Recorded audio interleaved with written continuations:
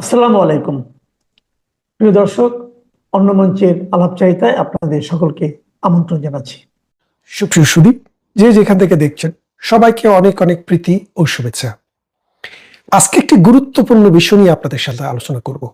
আলোচনাটি হচ্ছে, সাম্প্রতিক সময়ে আপনারা দেখছেন যে জামাতের সাথে বিএনপির সাথে একটা কনফ্রন্টেশন তৈরি হয়েছে। বিএনপি চাচ্ছে যে বাংলাদেশে যে নির্বাচনটি আসন্ন সেই নির্বাচনটি হবে বর্তমান যেভাবে ফার্স্ট ফোস্ট এরকম একটা পদ্ধতি আছে, যেটাকে বলে পপুলার ভোট।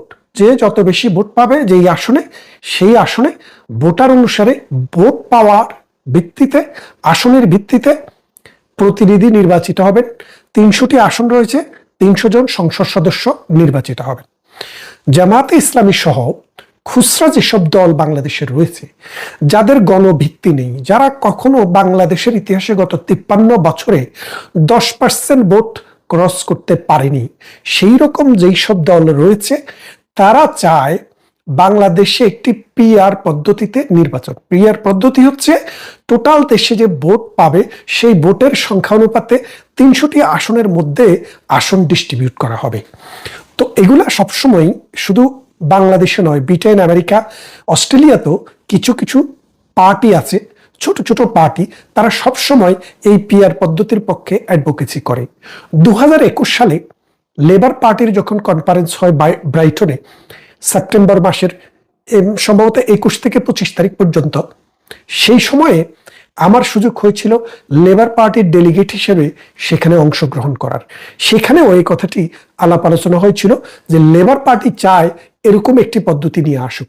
পরবর্তীতে ডেলিগেটদের ভোটে এবং আলাপ আলোচনায় উঠে এসছে যে না, এটা লেবার পার্টির মতো পার্টি চাইতে পারে না, এবং লেবার পার্টি সেই দাবি থেকে ফিরত এসে বর্তমান পদ্ধতিতেই বিরাজ করতে আছে। তো বাংলাদেশের জামাত ইসলামী এবং খুচরা দলরা যেটা চাচ্ছেন, বিএনপিকে কোণঠাসা করার জন্য এই চাওয়াটা বলে বিএনপি মনে করে। এবং বিএনপি গত 16 মাসে তাদের আন্দোলন, তাদের রাজনীতি এবং তাদের ভবিষ্যতের চলার পথ কিভাবে হবে, তারা একটা ধুধুল্যমান অবস্থায় ছিলেন।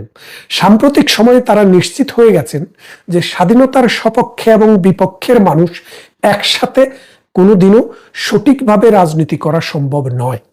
আগে বিএনপি এবং জামাত একসাথে রাজনীতি করতে পেরেছিল এই কারণে, তখন বিএনপি একটি বড় দল হিসেবে জামাত ইসলামী মনে করত বিএনপি যা বলে সেটাকেই জামাত মেনে নিত, খুদ পাক আর কুড়া পাক যেটাই পাক সেটা দিয়েই সন্তুষ্ট থাকত।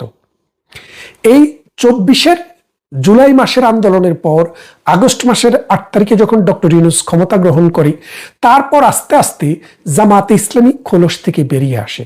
তাদের সন্ত্রাসীরা বাংলাদেশের বিভিন্ন অঞ্চলে হামলা করেছে, অত্যাচার নির্যাতনের স্টিম রোলার চালিয়েছে। এর সাথে বিএনপিরও অনেক নেতাকর্মী যোগ হয়েছে, যার কারণে বিএনপিকে তার দলের 7,000 কর্মীকে বহিষ্কার করতে হয়েছে। এখন এই জামাতের সাথে যদি রাজনীতি বিএনপিকে করতে হয়, তাহলে এই সন্ত্রাস, এই চাঁদাবাজ, এই নৈরাজ্য সৃষ্টিকারীদেরকেই গুরুত্ব দিতে হবে। তাই বিএনপি সর্বশেষ যে অবস্থান নিয়েছে সেটি হচ্ছে প্রচলিত পদ্ধতিতেই ভোট হবে। এই পদ্ধতিতে যদি ভোট করা না যায়, তাহলে বিএনপি ভোটে যেতে নাও পারে, কারণ ডক্টর ইউনূস এনসিপি এবং জামাতের পক্ষে ওকালতি করছে এবং এই দুইটি দলকেই সন্তুষ্ট রাখার চেষ্টা করছে। কিন্তু শেষ পর্যন্ত ডক্টর ইউনূসের পায়ের নিচের মাটি সরে গেছে, কারণ যে আওয়ামী লীগের কর্মকাণ্ড নিষিদ্ধ করেছে এবং আওয়ামী লীগের ছাত্র সংগঠন বাংলাদেশ ছাত্রলীগকে নিষিদ্ধ করেছে, সেই ছাত্রলীগ, সেই যুবলীগ, সেই আওয়ামী লীগ এখন ঢাকায়, চিটাগংয়ে, রাজশাহী, খুলনা, বরিশাল, যশোর, ঝালকাঠি, ফিরোজপুর সব জায়গায় আস্তে আস্তে মিছিল নিয়ে রাস্তায় নামতে শুরু করেছে। এখন আওয়ামী লীগের মাঠে নামা, ছাত্রলীগের মাঠে নামা, যুবলীগের মাঠে নামা, কৃষক লীগ, শ্রমিক লীগের মাঠে নামা, রাজনীতিবিদ আওয়ামী লীগের যারা আছেন তাদের মাঠে নামা মানে হচ্ছে বাংলাদেশে একটা বিশাল জনগোষ্ঠীর মধ্যে একটা রেগুলেশন সৃষ্টি।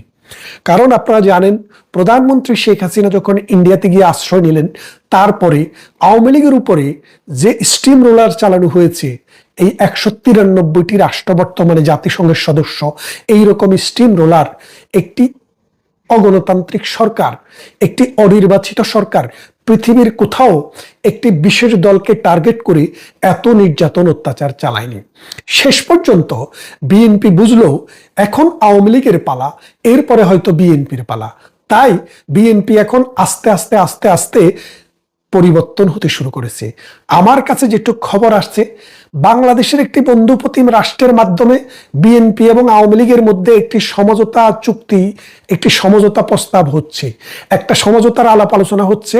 এই সমঝোতা হবে এই ভিত্তিতে যে বাংলাদেশে স্বাধীনতা বিরোধী ধর্মান্ধ সাম্প্রদায়িক যে শক্তি আছে, যারা বাংলাদেশের ৭১কে স্বীকার করে না, সংবিধানকে স্বীকার করে না, তাদের বিরুদ্ধে একটি যুগপৎ আন্দোলন হবে।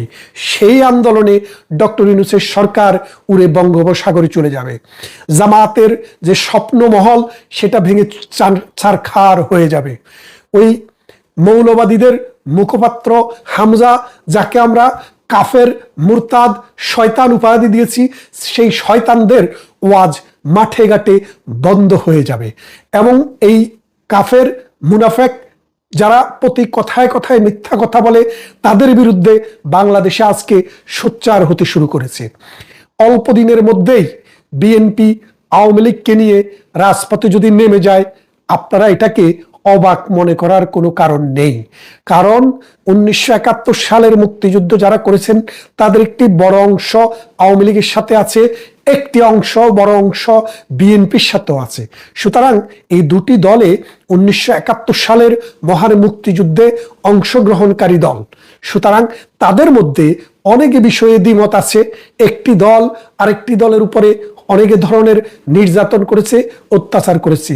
প্রধানমন্ত্রী শেখ হাসিনা যখন বিরোধী দলে ছিলেন 2004 সালের 21শে আগস্টে বিএনপি ক্ষমতায় থাকা অবস্থায় তার উপরে বঙ্গবন্ধু এভিনিউতে পার্টি অফিসে যে হামলাটি হয়েছে, বিএনপি যদিও দাবি করে এসছে এই হামলার সাথে তাদের কোনো দায় নেই, কোনো যোগাযোগ নেই, কিন্তু এই হামলাকারীদেরকে কোনো বিচার বিএনপি করে দিতে পারেনি।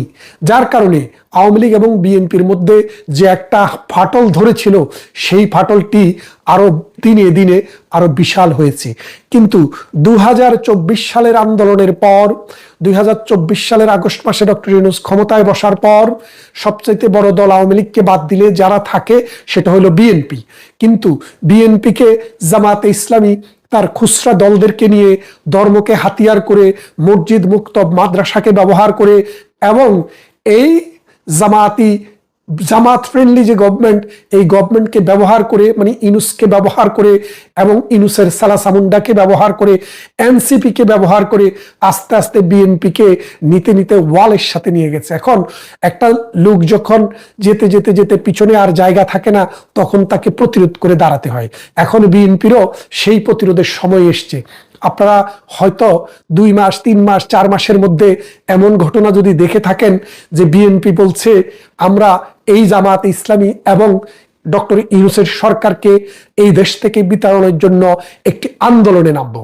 সেই আন্দোলনে বঙ্গোপসাগরে ইউনূসকে ফেলে দিয়ে নিরপেক্ষ একজন মানুষের কাছে রাষ্ট্রের ক্ষমতা দেওয়া হবে এবং 1972 সালের যে মহান আমাদের যে মুক্তির সনদ, আমাদের যে জাতীয় সংসদে পাশ হওয়া প্রণীত আমাদের যে কনস্টিটিউশন রয়েছে, সেই কনস্টিটিউশনের ভিত্তিতে এই দেশ পরিচালিত হবে। আপনারা জানেন যে বলছে বারবার জুলাই সনদ। এখন সনদ হয় কোনো আন্দোলনের যে উদ্দেশ্য, যে আদর্শ, সেই উদ্দেশ্য এবং আদর্শকে বাস্তবায়ন করার জন্য। 2024 সালের যে আন্দোলনটি শুরু হয়েছে, আমরা দেখেছি সেই আন্দোলনটি ছিল মূলত কোটা বিরোধী আন্দোলন। অর্থাৎ বাংলাদেশে যে পাবলিক পরীক্ষায় যারা পাশ করত তাদের মধ্যে নানান ধরনের কোটা পতার ভিতর দিয়ে যেতে হতো। বিশেষ করে মুক্তিযোদ্ধাদের কোটাটি সবচেয়ে বেশি আলোচিত ছিল। সেই কোটা বিরোধী আন্দোলন 2018 সালে নুরুল হক নুরু শুরু করেছিল, যারে গরু পিটা করেছে এই আর্মিরা। গরু পিটা করে এখন হসপিটালে রেখেছে, শুনেছি বেঁচে উঠছে। এই কুলাঙ্গার যখন কোটা আন্দোলন শুরু করে, আস্তে আস্তে এই কোটা আন্দোলনের তার হাত থেকে চলে যায়। তারপর এটি আসে এই এনসিপির এখন যারা নেতা তাদের হাতে। এখন যেহেতু এই আন্দোলনটি ছিল কোটা বিরোধী আন্দোলন, সেহেতু জুলাই সনদ যদি হয়, সেই সনদ হবে মাত্র একটি বিষয়, যে বাংলাদেশে কোনো পরীক্ষায়, কোনো বিষয়ে, কোনো জায়গায় কোথাও কোটা থাকবে না। ইভেন ভবিষ্যতে সংসদেও নারী অথবা উপজাতি বা কোনো ধর্ম বা বর্ণ বা গোষ্ঠীর জন্য কোনো কোটা থাকবে না। সেটাও হইতে পারে, কোটা থাকবে না, সোজা কথা, কোনো ইস্যুতেই কোটা থাকবে না। এই যদি হয় জুলাই সনদ, সেটার সাথে আমিও আছি, কারণ জুলাই সনদ মানুষ যারা সমর্থন দিয়েছিল ওই কোটা বিরোধী আন্দোলনে এই সমর্থন দিয়েছিল। এখন যদি কোটার বাইরে গিয়ে দেশের নাম বদলায় ফেলবেন, সংবিধান বদলায় ফেলবেন, পাকিস্তানের সাথে মার্চ হয়ে যাবেন, ইসলামী শাসন চালু করবেন, সার্বিয়া চালু করবেন, আফগানিস্তান থেকে তথ্য ধার করে এনে বাংলাদেশ চালাবেন, সেই রকম চিন্তা ভাবনা যদি আপনাদের থাকে, তাহলে আমি মনে করি সেটা মুনাফিকি সনদ হবে। কারণ 1971 সালের জামাত যেমন মুনাফেক ছিল, জামাতের আল বদর, রাজাকার, আল শামসরা যেমন মুনাফেক ছিল, সেই মুনাফেকি সনদে বিএনপি স্বাক্ষর করতে পারে না। তাই বিএনপি এই সনদ মেনে নেয়নি, এই সনদ বামপন্থীরা মেনে নেয়নি, এই সনদ শুধু মেনে নিয়েছে জামাতে ইসলামী, তার খুচরা ইসলামিক আরো কতগুলো দল আছে তারা, আর এনসিপি, যাদের সবাইকে যদি এক পাল্লায় তোলা হয় 10% মানুষের প্রতিনিধিত্ব তারা করে না। তার মানে বাংলাদেশের 90% মানুষের প্রতিনিধিত্ব যারা করে, যেই সব দল করে, তাদের সাথে এই জুলাই সনদের কোনো সম্পর্ক নেই। তাই আমি বলবো জুলাই সনদের নামে যেই সনদের কথা হচ্ছে, এটা হচ্ছে একটা মুনাফেকি সনদ। আসুন আমরা দেখি বিএনপি যদি আওয়ামী লীগের সাথে জয়েন করে তাহলে কি হবে। বিএনপি যদি আওয়ামী লীগের সাথে জয়েন করে, অথবা বিএনপি যদি আওয়ামী লীগের সাথে সমঝোতা করে যে ঠিক আছে আমরা একটা সুষ্ঠু নির্বাচনের দিকে যেতে চাই, আমাদের যে দুই পার্টির যার ভুলভ্রান্তি আছে সেগুলোকে পিছনে রেখে আমরা সামনের দিকে তাকিয়ে বাংলাদেশ, মুক্তিযুদ্ধ, অসাম্প্রদায়িক চেতনা, আমাদের প্রতিবেশীদের সাথে বন্ধুত্বপূর্ণ সম্পর্ক এবং বাংলাদেশের উন্নয়নের গতিধারাকে আমরা রক্ষা করতে চাই, তাহলে আমাদেরকে কি করতে হবে? তাহলে এই দুটি দলের মধ্যে আন্ডারস্ট্যান্ডিং হলে এর সাথে সাথে সমগ্র বাংলাদেশে আনাচে কানাচে সব কিছুতে একটা জোয়ার আসবে। জোয়ার আসার মূল কারণ হচ্ছে বাংলাদেশে যে সবচেয়ে বৃহৎ যে দুটি রাজনৈতিক দল বিএনপি এবং আওয়ামী লীগ, এই দুটি দলের মধ্যে সৃষ্টি থেকে কিন্তু মুখোমুখি অবস্থান, তাদের মধ্যে পাশাপাশি অবস্থান কখনো হয়নি, যে বন্ধুসুলভ একজন আরেকজনের পাশে বসবে, সেই অবস্থাটি তৈরি হয়নি। জাতির একটি কাঙ্ক্ষিত মুহূর্তে এখন মনে হয় সেই সুযোগটি এসেছে। যারা বাংলাদেশপন্থী তাদের মধ্যে একটা সমঝোতা হওয়া দরকার। আপনারা জানেন জামাতে ইসলামী পাকিস্তানপন্থী, তারা বাংলাদেশপন্থী না। সেদিনও জামাতের যে মন্ত্রী, পাকিস্তানের যে মন্ত্রী এসেছে, তারা বলেছে যে জামাতের হেডকোয়ার্টার আগেও লাহোরে ছিল, এখনো লাহোরে আছে। তার মানে বাংলাদেশ যখন হবে, বাংলাদেশে যখন জামাত ক্ষমতায়ও যদি আসে, তাও তাদের হেডকোয়ার্টার কিন্তু লাহোরেই থাকবে। লাহোরের হেডকোয়ার্টারের দলের সাথে বাংলাদেশে হেডকোয়ার্টারের দলের সম্পর্ক হওয়া বড় কঠিন। কিন্তু যদি শত্রুতা বলে সামনের দিকে তাকিয়ে আমরা যদি এক জায়গায় আসতে পারি, যে আপনার আদর্শ আপনার জায়গায় থাকুক, আমার আদর্শ আমার জায়গায় থাকুক, আমরা এক জায়গায় এক মত পোষণ করি যে এই বাংলাদেশে যত নির্বাচন হবে সুষ্ঠু নির্বাচন হতে হবে, কেউ নির্বাচনকে ম্যানিপুলেট করতে পারবে না, এবং এটার জন্য কনস্টিটিউশনাল গ্যারান্টি যদি করা যায় যেটা স্বাভাবিকভাবে চলবে, তাহলে আমার মনে হয় বাংলাদেশ ভবিষ্যতের দিকে তাকিয়ে একবিংশ শতাব্দীর এই পর্যায়ে এসে যে আমাদের 18 কোটি মানুষের জীবন মান উন্নয়ন করে বিজ্ঞান ভিত্তিক সমাজ ব্যবস্থার জন্য এবং উন্নত সমাজ ব্যবস্থার জন্য আমাদের যে নতুন প্রজন্মের মনোজগতে যে পরিবর্তন আসছে, সেই পরিবর্তনকে ধারণ করার জন্য যদি এই দুটি দল যা হতে যাচ্ছে বলে শুনেছি সেটার দিকে যদি এগিয়ে যায়, সেটা শুধু বিএনপির লাভ নয়, সেটা শুধু আওয়ামী লীগের লাভ নয়, সেটা সমগ্র বাংলাদেশের লাভ, এবং দক্ষিণ পূর্ব এশিয়াতে একটি প্রগতিশীল প্রপার সুষ্ঠু রাজনৈতিক ধারা তৈরি হবে বলে আমি মনে করি। আসুন আমরা সবাই মিলে এই বাংলাদেশটিকে উদ্ধার করি, কারণ বাংলাদেশ এখন যেখানে গিয়ে দাঁড়িয়েছে, এই দেশে এখন আইন নেই, বিদেশি কোনো বিনিয়োগ নেই, এই দেশে কোনো শাসন নেই, পৃথিবীর বিভিন্ন দেশ বাংলাদেশকে ব্যান করে দিচ্ছে।